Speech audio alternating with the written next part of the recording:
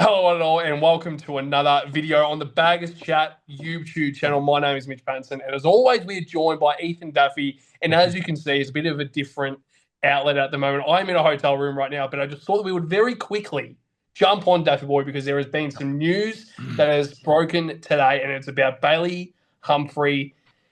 I think straight away to kind of start things off, I personally think this news, like we were kind of unsure about how kind of true this would be. But now that the news is starting to speculate where we are seriously considering and really trying everything in our power, Carlton, to get this player into the club, I'm straight away saying I'm confident as a Carlton supporter. So I'll throw it straight to you. It's been a few hours, Duff Boy, since we last spoken.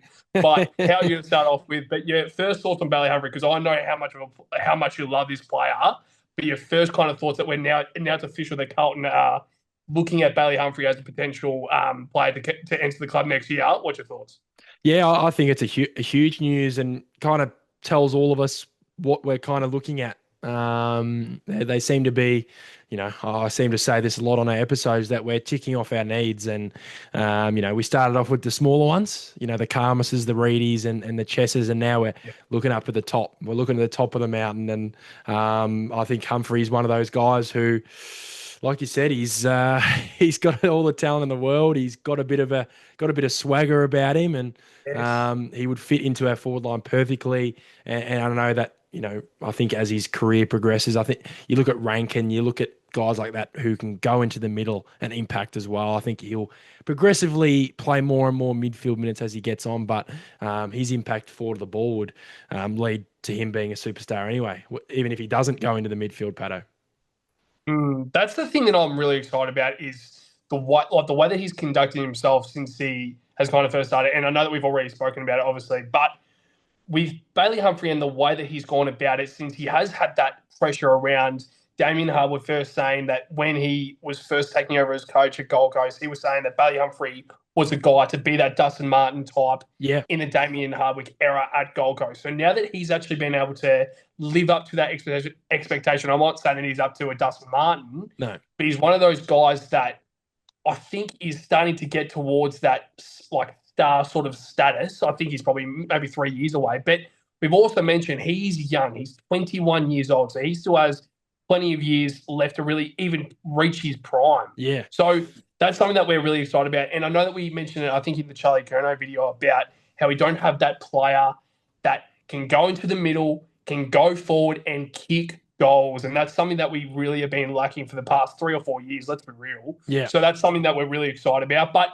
I guess the question is that if we were to get Bailey Humphrey into the club, what would a trade sort of look like? So this is something that we'll transition straight into. Like, I'd be happy to give up probably a first rounder to get that ball rolling. But from your end, like, what do you think a trade would actually look like, knowing that he is contracted, knowing that he is a required player at Gold Coast, and I don't really want to let him go? What's your kind of first thoughts on a potential trade for Humphrey? Yeah, it's an interesting situation. I think he should be a first rounder and maybe a second rounder, just in terms of his contract, his age, and they clearly don't want to get rid of him. So they're going to be playing hardball. I think it's going to be really hard to get him through the door.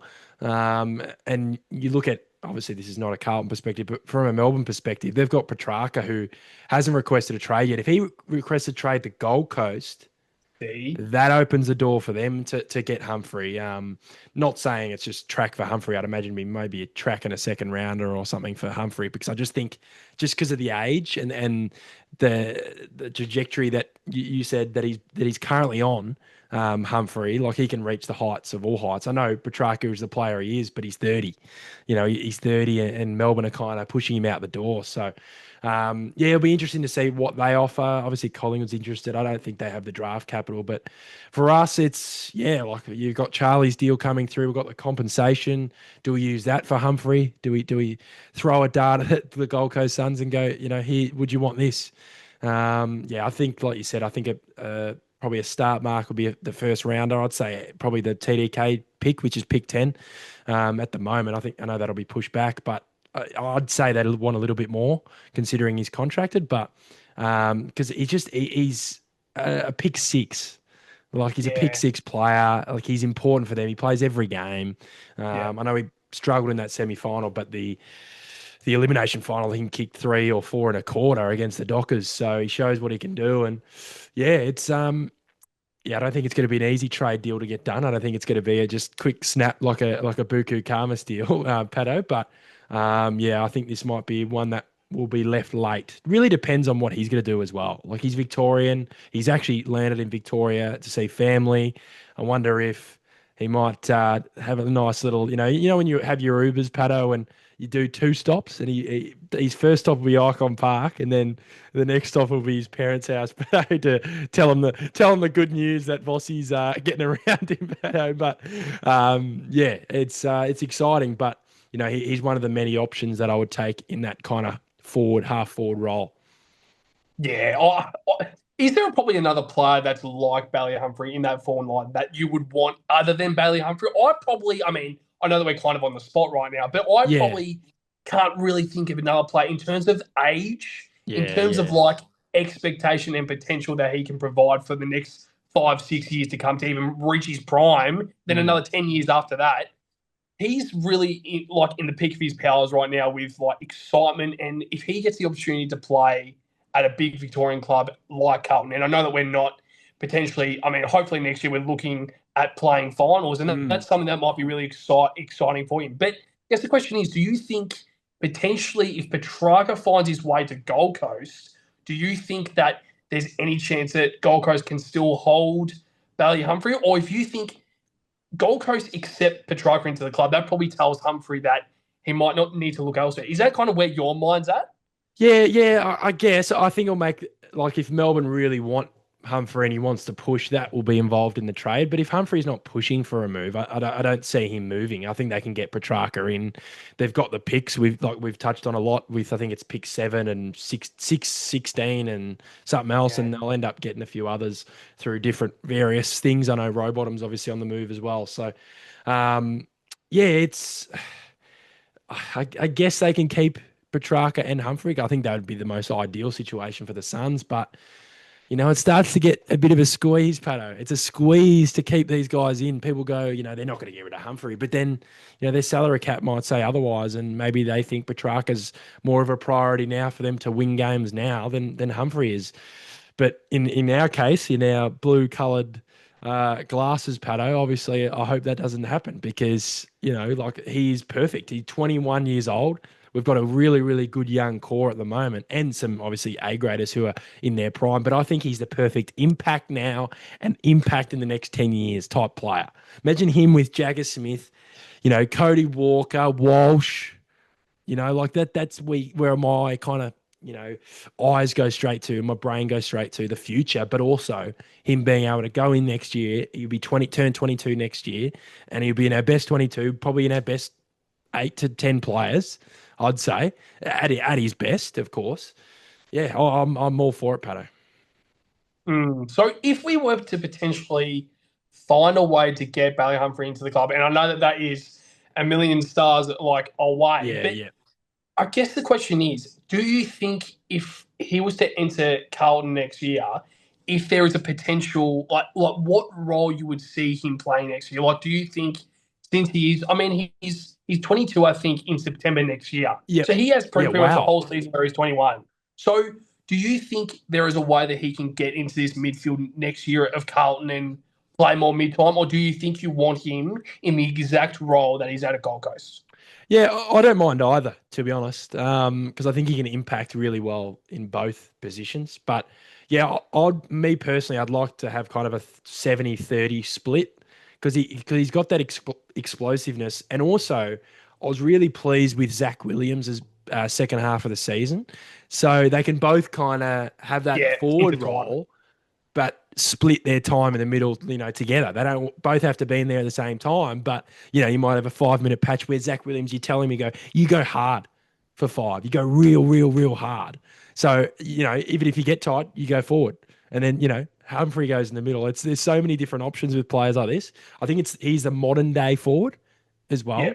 And you said it. We just don't have that. And I know we tried to play Jesse there this year, and that was due to probably, there was stuff they were trialing because we were in that Yeah. position where it was like, well, we know we're not going to play finals. We may as well commit to what we were doing at the start of the year. We both didn't agree with that, but they stuck to their guns, I guess. So they clearly are now in the hunt for someone who can play that role. And you can keep Jesse as the fourth or fifth forward. And that'll just make it 10 times better because I think in 23, Jesse was 10 times better because he wasn't a main man. He'd be playing on, a half decent small defender, but he wouldn't be playing on, the really, really good defenders I feel like he was at Yes. times this year.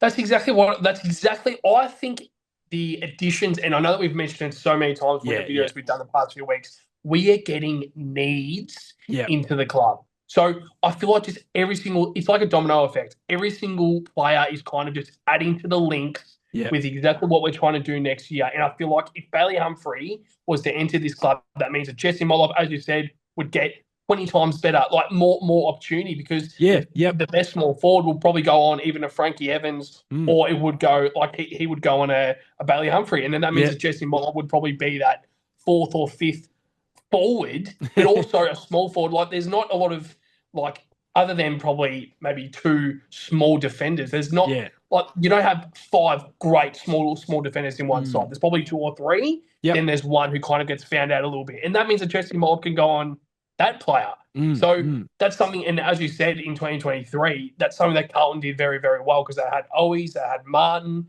they had, yep, I think Williams was transitioning through there. Maybe he was 2024, but yep, it's just a great thing that we can bring a guy in like Humphrey, but it makes Motlop even better because the expectation isn't as much on Motlop and it's more on Humphrey, which I'm sure he'll probably thrive yeah, with it as well. Like yep, I'm sure he's the type of guy that wants that opportunity to yeah, just yeah, improve better at a big Victorian club like mm, Carlton. So mm, kind of like before, like this is probably our last sort of point on Humphrey right here, right now. But in terms of Collingwood, Carlton, and Melbourne, and I know it's a tough sort of question, I'll also include Gold Coast as well. mm, The percentage of each club getting the services of Bailey Humphrey for next year. So obviously Gold Coast would be the yeah. favourite because they like he's contracted. Would you know what year he's out of contract till? Like End of what? 28. Yep. So he's still like another like 2 years there. So I know that Gold Coast would be the favourite, but out of Gold Coast, Carlton, Melbourne, and Collingwood, which club do you think would probably be most likely to get his services? Yeah, I'd say Collingwood are least likely. I think they don't have the capital at all to get him in, even though he does look like a Collingwood player with those tattoos. Pato, we don't have too many tats. Maybe we need some more. But um, I don't want to be a negative Nelly, but I think the D's, not because of the situation they're in, but because of what they can give up for him. With the whole track situation, he might, like, you look at their forwards. Like, imagine if they had Humphrey and Cozzy Pickett. Yes. Like, you Oh go, my maybe the God. D's goes back to, like, they have a young team. They were 14th with Petrarca and Oliver. So you probably look at it and you go, maybe the only way they can do is improve. If they have and they can probably throw more cash at him than we can.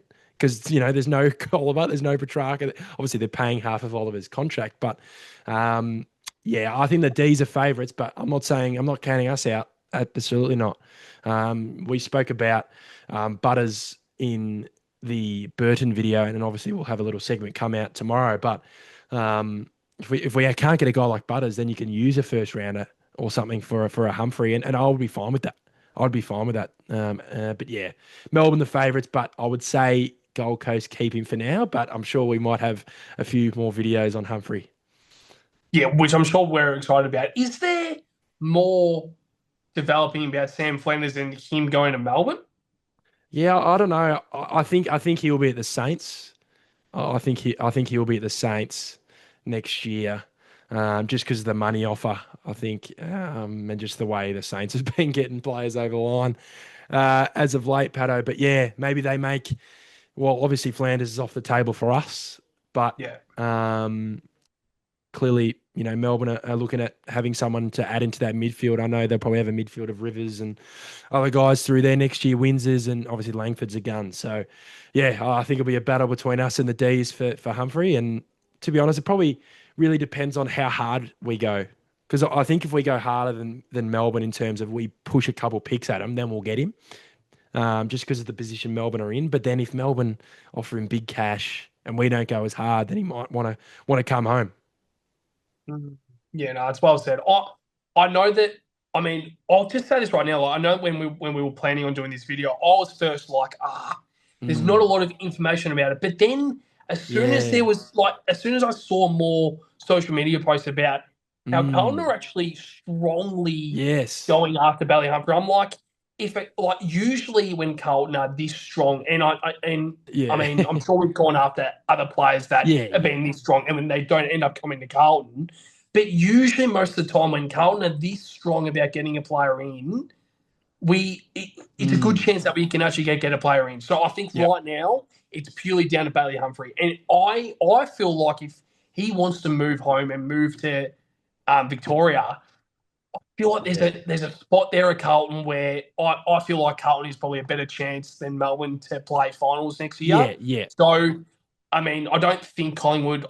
I think Collingwood are just interested in him. Yeah. They're not Yeah. well and truly going after Yeah. him. No. No. So I think Carlton have the assets to get this deal done. And like I've said it a few times, big Victorian club. There's a spot right there for you that Yeah. we haven't had in 5-10 years time Yeah. of a midfielder who can roll forward and kick goals. Mm. It's the exact player that I think we really need. But kind of last thoughts on this, Dutch boy, before we wrap up the video, like your last thoughts on how excited you are if we can potentially bring in Humphrey for next year.